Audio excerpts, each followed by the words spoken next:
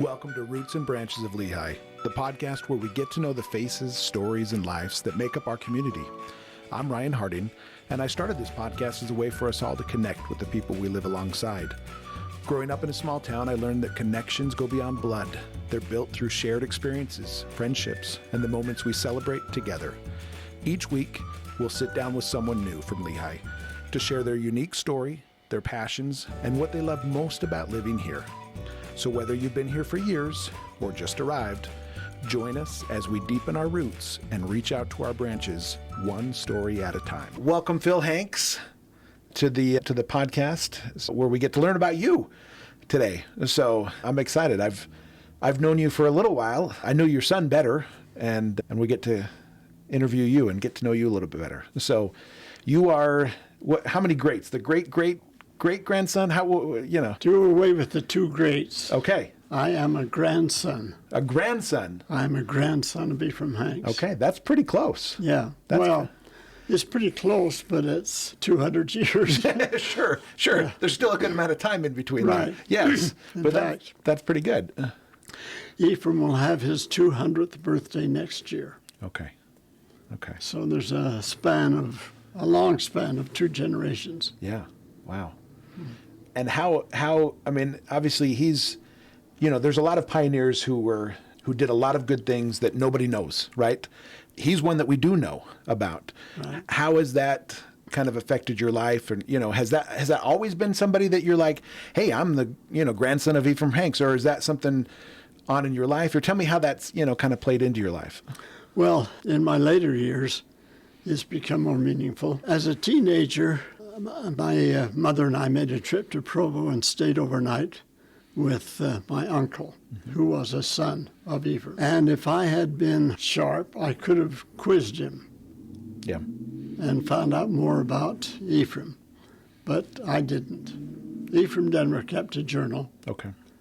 And with the polygamy situation, my father really didn't know him that well. Okay. My father never kept a journal. Yeah. So, and to complicate matters, my father died 6 months before I was born. Mm-hmm. So I never knew my father. Okay. Wow. Yeah. So where has a lot of your knowledge about Ephraim Hanks come from then? Well, hand me down, and then there was a short history novel written about Ephraim in the 1950s, and it had some details. Then there was another book written in the 1980s, which was more of a romance novel. And then a cousin of mine wrote a master's thesis, which was published at BYU in the 1970s. But it wasn't really that complete of a history. And I talked to this cousin, asked him if he would like to do more research and make it more complete. Yeah. But he was getting on in years and chose not to do it. So I took the bull by the horns, and about 10 years ago, I researched all that I could find in the church history library and other things that had been written, and put it together and published it under the name of I'm Ready Now. Okay. And so, I've become quite familiar with him in the last few years. Sure. Are there any stories or what stands out most to you about his life, or why is it meaningful, I guess, to you? Well, there are a couple of things, but first I should say that he was among others. Yeah. On the rescue of the handcart company, and for some reason he got the publicity. Yeah. But a couple of things that stand out. He had the gift of healing, and I don't know exactly when that took effect. He joined the church in about 1846, along in there, and he was part of the Mormon battalion. And during the march, one of his compadres became ill, and Ephraim gave him a blessing. I found that in the history. Okay. And he was healed. Mm-hmm. So evidently it started about then. But he had a number of other incidents where he used the power of the priesthood, restored at least 2 people to life after they had passed away, and and a number of other healings. And, of course, the rescue, which made him famous. He prayed, he was not in the original company of rescuers. Okay. Because on October 6th, in 1856, Brigham Young issued the call for rescuers to head out. That's what the day, I think, after he heard that the handcart company was still out on the plains. Ephraim was not there at the time. 3 weeks later, Ephraim was fishing in Utah Lake. Okay. And had attended a conference here in American Fork where he spoke on missionary work. But he then started back to Salt Lake and got as far as Draper that night, stayed overnight with a friend.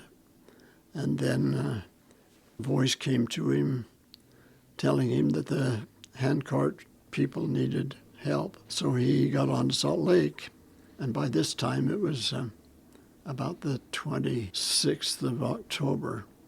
And Brigham Young called some others together and said, we need you to go rescue the handcart company. And some of them said, I can be ready in a few days. And that's where we get the famous phrase, Ephraim said, I'm ready now. Yeah. So he took off. That was about October the 26th. And it took him 3 weeks, I believe it was. He arrived at the rescue at the Martin Handcart Company on the 11th of November. But he had been stopped for 3 days at South Pass waiting for the blizzard to die down. So in November, he prayed one night for a buffalo, and suddenly one appeared. He shot it, one shot, and dressed it out, loaded it on his pack horse, and that was the day he spotted the handcart company. Wow.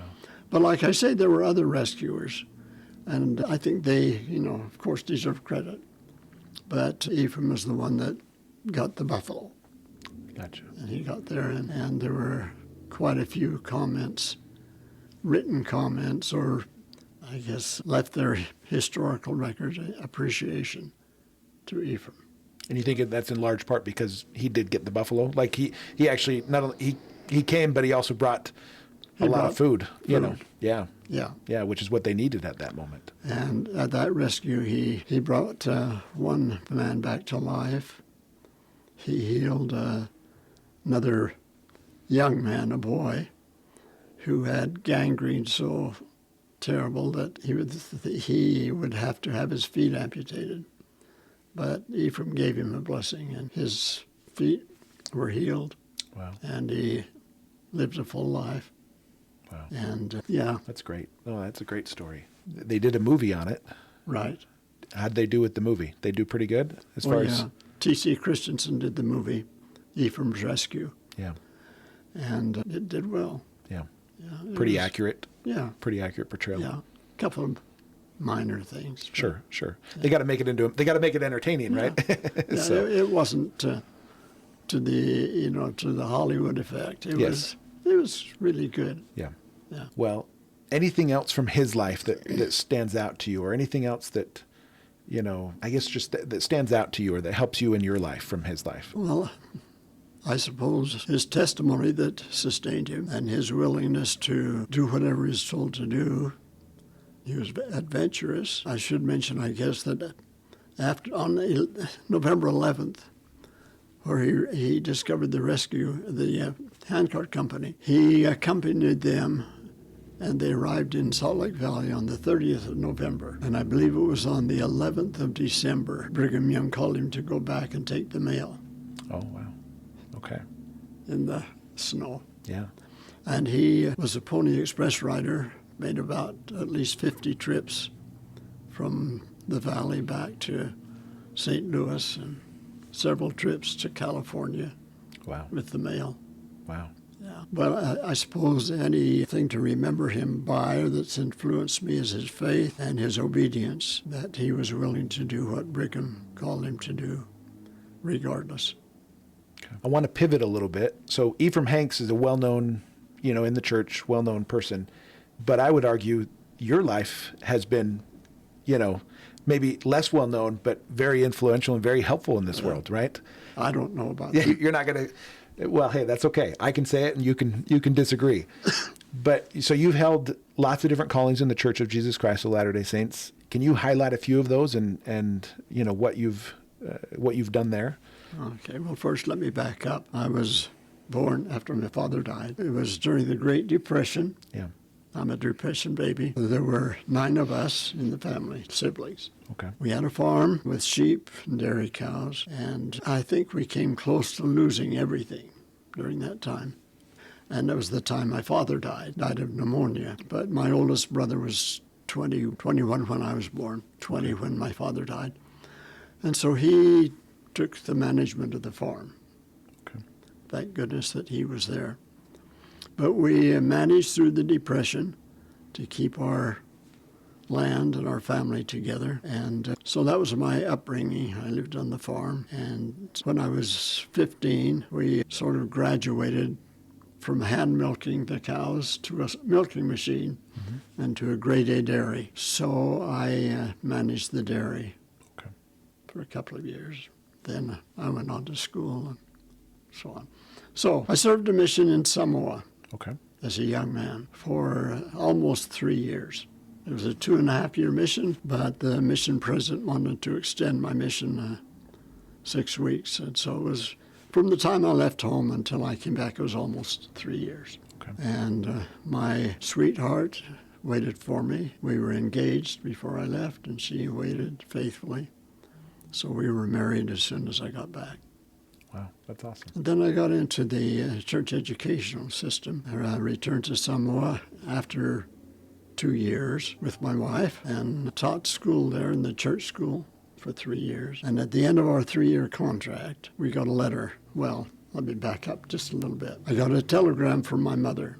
There was no other communication, no telephone calls or anything. It was just a letter. She sent a telegram. Oh, a telegram, okay. Congratulations. And I didn't know what it was about. I'd been called to what they called the Mission Council at the time. And I thought, well, that's nice of my mother to send a telegram. And then I got another telegram that same day from a cousin saying, congratulations, President. And I had no idea what that was about. But the next day, mail came. There had been a Pan American plane strike for 6 weeks. We hadn't had mail for 6 weeks. Oh, wow. But mail came, and it was a letter from the First Presidency calling us to lead the mission in Samoa. Wow. I was 28 at the time, and she was 27. We grew a year in the next few months. I bet. So, yeah. So we came home, came for 10 weeks. There was a seminar for mission presidents, all 61 of us. There were just 61 missions at the time. That's it. So we attended the seminar and then were set apart and returned about the 1st of July to take over the reins of the mission. And we should have been afraid, but I wasn't. I don't know why. Yeah. Maybe I was just stupid. Naive, I guess, right? Yeah. But, yeah, and the call was for 3 years, and at the end of the 3 years, another couple were called, but because of illness in the family, they weren't able to accept the call.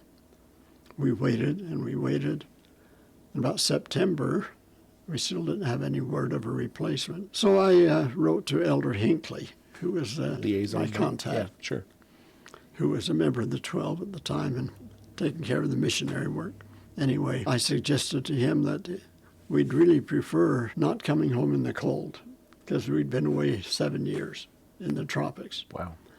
He expressed appreciation for our offer, and he said, thank you, we'll honor your request. So we stayed the 4th year, which was a great year. I felt we accomplished quite a bit. But I think my emphasis during the time I was there was to train leadership to prepare for stake organization. And that happened while we were there. They organized the first stake. But it's a little bit, it's interesting too that Samoa, that little place out in the Pacific, we had about 100 branches of the church and 12 or 13 member districts, plus missionaries to supervise. So it was a heavy load. Yeah, very heavy. Took me away from my wife and the kids. We had 4 kids by the time we left the mission, and it placed a lot on her shoulders. she managed the mission home and counseled the missionaries and so on.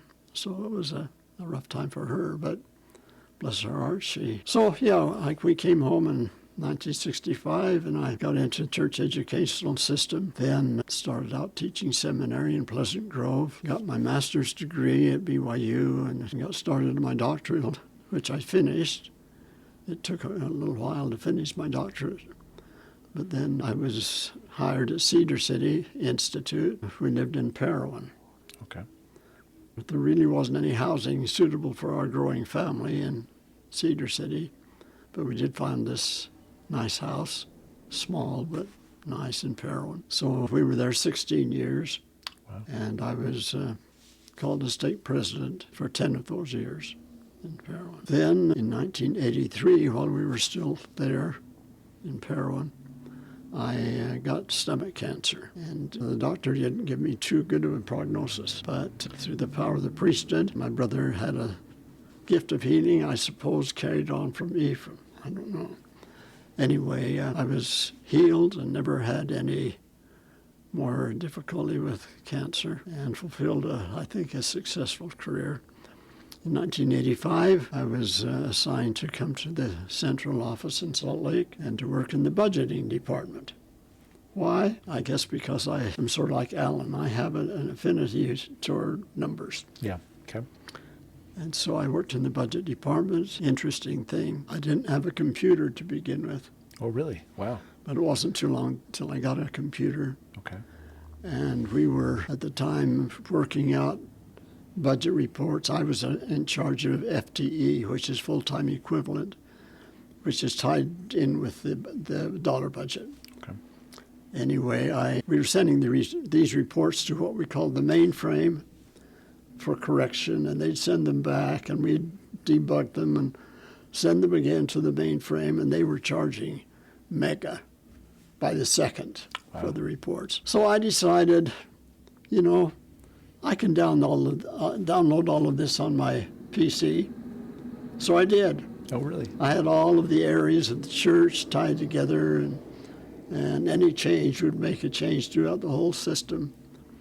And I saved the church a lot of money. Wow, that's awesome. Then after a while, because of the computer and my downloading everything on the PC, my workload diminished. I wondered what was going to happen. So they gave me the furnishings of church education to manage. Okay. And that was a huge job. I mean, it was during the asbestos retrofit. Okay. And all the seminaries had asbestos. So we had to go through the system, all over the country, taking out the asbestos, which meant that we had to recarpet, refurnish all the furniture. So that fell on my shoulders. So I did that for 3 years, and then I was called to go back to Samoa.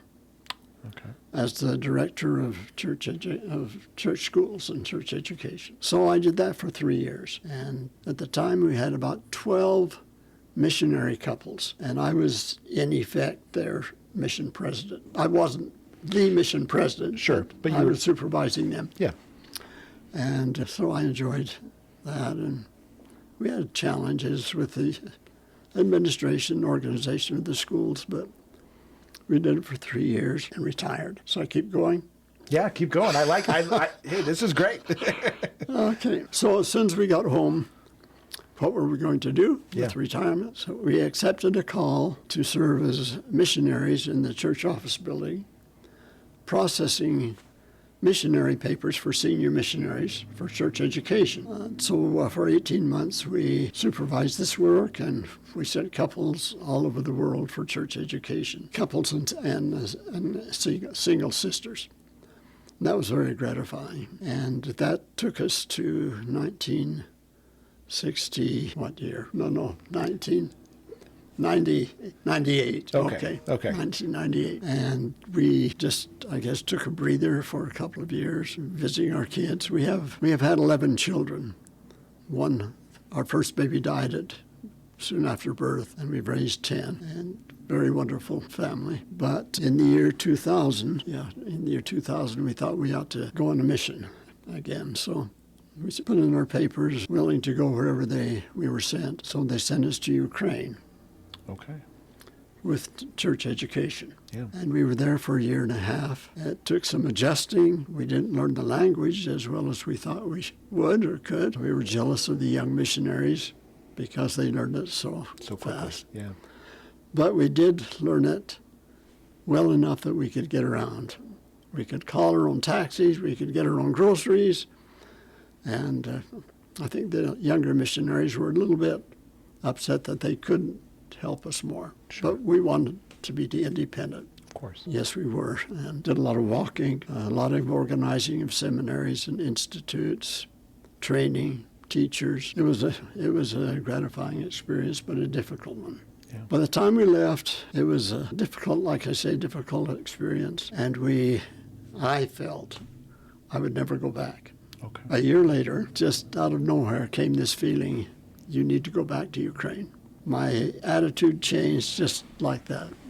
So we requested again that we go to Ukraine. We went to the same city, the same apartment, same assignment, only expanded this time. And in this second time, our mission president gave us more responsibility in the district, in the city where we were in Kharkiv. So I was in the district presidency and Don was in the district primary presidency, which was really a great experience for us, besides doing the church education work. So that was for a year and a half, and I came home, resettled with our family, and by then we were living in Sandy, Utah. That's where we moved to from Parowan, was to Sandy, while I worked in the church office building. Well, after a couple of years, we got Ephraim's urging, I guess, to go out again. We requested going to the Freiburg, Germany temple, because that's where the Ukrainian saints did their temple work. They'd make a 36-hour bus ride to get there. Wow. So they honored our request. We went to Freiburg for another year and a half. However, I should say that we thoroughly enjoyed our mission there in Freiburg. At the end of 1 year, we got a call from President Eyring, and he called us to serve as the temple president and matron back in Samoa. Oh, wow. So we ended our mission after a year in Freiburg. We were home for, about 4 months, and then we went to Samoa and had that wonderful experience of serving in the temple for 3 years. So then we came home, regrouped with our family, and have been home since. We got home in 2011. By then, Alan had bought a home in Lehigh, and there was an extra lot unclaimed in his subdivision. So we made arrangements to buy it and build a home there, settled there, been there for 11 years. Wow. And our daughter Lisa managed to get a lot right behind us. So we have Alan and Lisa close by. That's great. Which is a blessing. Yeah. That's a lot of church history service. I mean, you've lived, how old are you now? I'm 92. 92. Okay. So you just outlined a lot of church service, a lot of things you've done, over those years. I have a couple questions, but I'll start with this one. What would you say you've learned from all that church service? And to put it on one or two things is probably impossible, but I'm going to make you do it anyhow. But tell me some of the things that stood out to you specifically from church service, doing that. What stands out to you? What things have you learned from that? I think one thing is the ability to love people, because we do. We've loved people everywhere we've been, and how close the Lord is to us. We've seen some great experiences in the changing of lives of people, especially through temple service, to see how people's lives were changed. For example, in Freiburg, the Ukrainian saints would come by the busloads every couple of months. And when they came, most of them were new.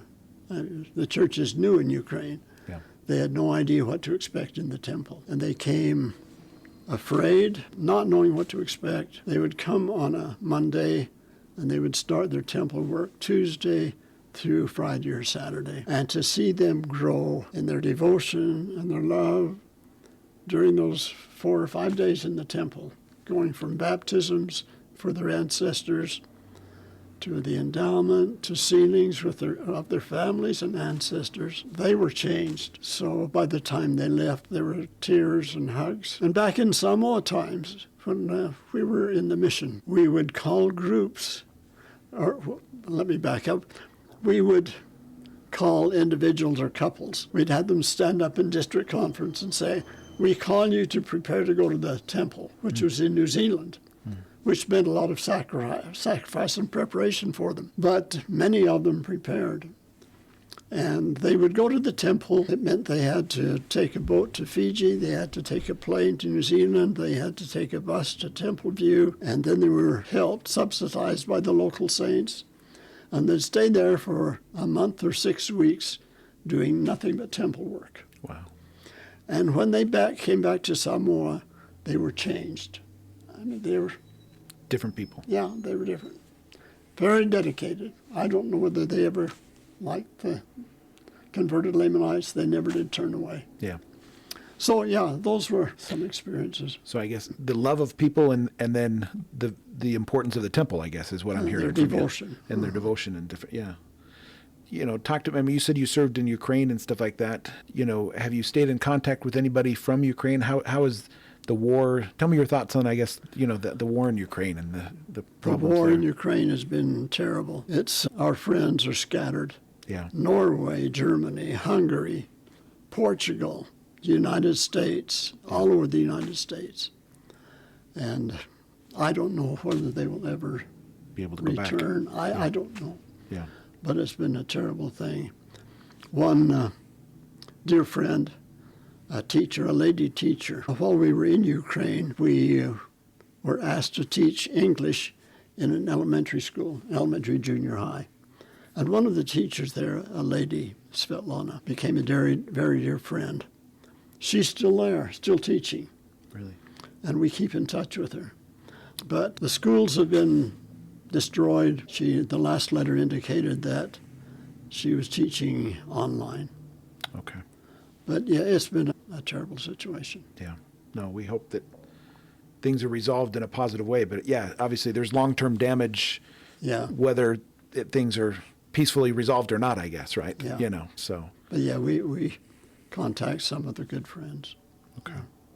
What other, you know, so obviously, you know, church service is work, right? I mean, there's a lot of work that goes into Right. those things. I mean, it's not, they're not easy. So True. Any challenges stand out to you, you know, in your time, you know, and how you overcame them or different things like that? Any, you know. In Ukraine, like I say, there was a lot of walking and riding on old trams, old buses, old trains. The weather was cold. That was one great difficulty for us. It was difficult for my wife because of the walking and the discomfort. Yeah. But she loved the people too, and they loved her. I mean, everyone loved her. Yeah. In the temple, it's difficult physically. Yeah. We would trade shifts, but 3 days a week, most weeks we were up at 3 o'clock in the morning. Wow. To open the temple, and 8-hour shifts plus. But the amazing thing was, we'd be so tired in the mornings going to the temple. We'd open the temple, go in, get ready, and we were revitalized. After 8 hours, we felt like crashing. Sure, I'm sure. Yeah. Those are long But, yeah, it shifts, was- especially at an older age too. Right. Right. I mean, you know, your body's not what it was once, and so. Yeah. It, Yeah, we were well into our 70s Wow. by that time. Yeah. But 3 a.m. Yeah, that comes quickly in the morning. It does. And you don't sleep well at night knowing you have to wake up at 3. Yes. For fear you won't wake up. Yes. Yes. But we never overslept. I never overslept to meet an appointment. But you still had a little anxiety that you might. yeah. Sure. Yeah. What other challenges did you come? I mean, you know, so that's with that. You know, you said you were the stake president before. You know, in your job with church education and stuff like that. Any other challenges, you know, stand out to you? Well, I mean, you're always working with individuals, and each individual is different. Yeah. So it's, you know, there's a lot of intricacy working with individuals. In Samoa, there was a feeling when we went back as directors of church education, that Samoa should be for Samoans. They quite resented that we were there as expatriates. Okay. So that was a challenge. Sure. Yeah. You're saying some of them dead, or all of them dead? Or, I mean, it's Some. Some, sure, yeah. Many of them knew why we were there Sure, because there were some difficulties. sure. And some knew why we were there and supported us. But it was a real challenge. Yeah. Were you able to resolve that, or just kind of show love and things kind of gradually became better and stuff? That's about it. Yeah. I don't know there was ever resolved totally. Okay. Yeah. Yeah. What, any other, what about leadership principles from that time as, in church service? Anything you learned? Because oftentimes you were the leader, you were the one in charge and stuff like that. And so any leadership principles or things that, if you were counseling somebody, a grandson or something like that, who's about to be in a new calling, that's leadership and stuff like that, any advice you would give, from your time as a leader? I suppose just love the people. Don't be afraid to give correction in the right way when that's needed. Always teach leadership principles. For example, in Samoa, when we were preparing them for stake leadership, we would call the branch and district presidents together, and we asked them to define the present situation where they were, what the aim was in the future, and of course it was to be organized into wards and stakes. Okay, and where you are and what's required there, what do you need to do to get there? Okay. And it was great. They responded well. In the stake organization, it was just the same sort of thing, just continually helping them solve their own challenges. Yeah, good. I think one thing especially was their concern or their challenge of working with the youth. In the stake I was in and in Samoa, there was more regard for the adults than the youth, so I tried to place a lot of emphasis on working with the youth. In Parowan also, the retirees reached a point where they were kind of content to rest. Yeah. So we took our presidency decided that we could do a few things to keep them going. We, first of all, the church was setting up the name extraction program. Okay. For genealogy. And it was new, but we wanted to get it started in our stake, which we did. And we had a dozen senior members sign up to do that. Okay. And they didn't want to be released. They served for years. Yeah.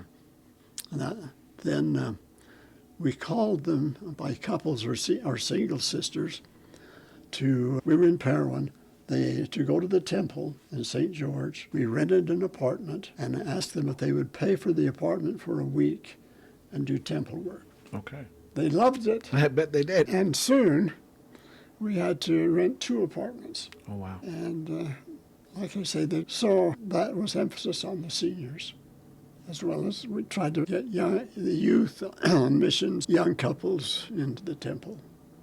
So that was our emphasis. You kind of already answered, or, I guess, well, I have a question for you. The younger generation, you're talking about the youth right now and stuff like that.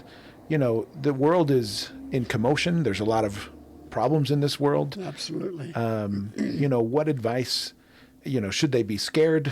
What advice do you have for the younger generation growing up at this time? What things would you want them to know, I guess? Well, I was just reading one of the conference talks last night about this very thing, that the youth seem to be afraid. But this is a great time to be alive. They have so much positive things, but yet there are a lot of negative things. And if they can just stay true to the faith, follow the prophet, I think that's the main thing. And some people find that a little bit difficult with some of the policies that and the challenges we face now, but following the prophet, following their leaders, staying true to the faith no matter what. Yeah. Have you seen the temple? So you currently are serving as a sealer in the temple? I'm okay. No longer. You're no longer doing an that. Active Okay. Sealer. Okay. But that was recent, right? That you were doing that? Yeah, I was a sealer starting with 1995 in Samoa. Yeah. Until my wife had a stroke and I was not possible for me to leave her. That was about just before COVID. Okay. Okay. So at that time, I divested myself of that Sure. opportunity. But you've obviously been a part of the temple for a Yeah. very long time in your life, right? How, have you seen the temple, its effect on youth and people, in your life? My wife and I have always loved the temple. When we served as mission leaders in Samoa, we didn't have that opportunity because there was no temple. Okay. We did take a tour with one temple group to New Zealand our last year there, which was very beautiful. But ever since then, we've loved our temple service and have served as ordnance workers as well as being a sealer. My wife played the organ in the Draper Temple and then the Mount Timpanogos Temple once or twice a week. Yeah. Loved it. Yeah. It's been a part of our lives. Yeah, it has. Yeah. So let me switch gears a little bit to community. This is a community, podcast, right? We're talking about, and obviously there's, many members of the church in this community. There's also many that are not and stuff like Right. that. How do you feel that, obviously, your ancestor Ephraim Hanks and just your life and stuff like that, what things do you think are important in a community? What things help a community stay together, and to have that shared heritage and stuff like that? Yeah. Well, I would suggest that communication is the great thing. And there are differences of opinions, but if we can learn to communicate, disagree in a nice manner, Yeah. I think that would be one of the main things. And to appreciate what the community is doing and serve however we can. Yeah. We have great community leaders in Lehi, for example. Yeah. A lot of good people here. Right, a lot of great people. Yeah. Anything else, Phil, that we haven't covered yet that you would want to cover or talk about? Well, I haven't mentioned my family. We have, as I indicated, 10 living children, and I believe they all have concern with the community and the church. And I believe one thing that maybe has filtered down through Ephraim and my father and my mother and our situation during my growing up years was the integrity in the workplace. I look at my children and grandchildren. They are great workers. They are dependable, and they are sought after by employers because they will show up to work. Yeah. And they won't be troubled with drugs. And they're good workers. They're good workers. That's been a great blessing that I've observed. And that I think you bring up a good point. Obviously, that work ethic, especially nowadays where a lot of people want something for nothing, right? Or we want fast food, we want instant gratification, all these different things. And so, and you're saying, hey, that's a heritage in our family is, hey, we work hard, and obviously a benefit is, hey, people want you for work, Right. Yeah. which is a good thing, right? So That's been a great thing in our family, I think. yeah. Any other, when your family gathers together and stuff like that, any other things that you teach them that you want to teach the audience right now? Put you on I the wish spot, I could man. teach them more. Sure. I'm not gifted with words, obviously, but we enjoy getting together, and there's still a very cohesive feeling with our family. Children, and the grandchildren and great-grandchildren now. Great feeling of togetherness. We try to get together twice a year, as many as can come together. This coming June, we're going to meet in Martin's Cove, Wow. remembering Ephraim. Yeah. And in 2026 is going to be Ephraim's 200th birthday. Wow. We're planning a big family reunion, For that, trying to sure. get as many of his descendants together as possible. That's great. But yes, we try to keep that family feeling. Yeah. Looking towards the future, as we kind of wrap up here, but looking towards the future, what things do you see and want to see here in Lehi and in the United States, and just in, what kind of things do you have hope for the future, and what kind of things do you look forward to, I guess? Well, I think as far as Lehi is concerned, one of the big challenges right now is transportation. Housing, of course, but we live close to Pioneer Crossing, and we see that difficulty. Yeah. And I hope that can be resolved as soon as possible with Yeah. at least East-West corridor or difficulties something. as Yeah. possible. Yeah. And Sure. I know there are opinions one way and another, but I see that as an issue that needs to be resolved. Our country, I think our religious freedom is one thing that we need to be really concerned with. And I have suffered like many others, with inflation over the past few years. Yeah. I get a little angry when I go to the grocery store or make different purchases. Yeah. I don't see the necessity for all of that inflation. Yeah. And I think that needs to be resolved. Hopefully our leadership will take immediate action in that regard.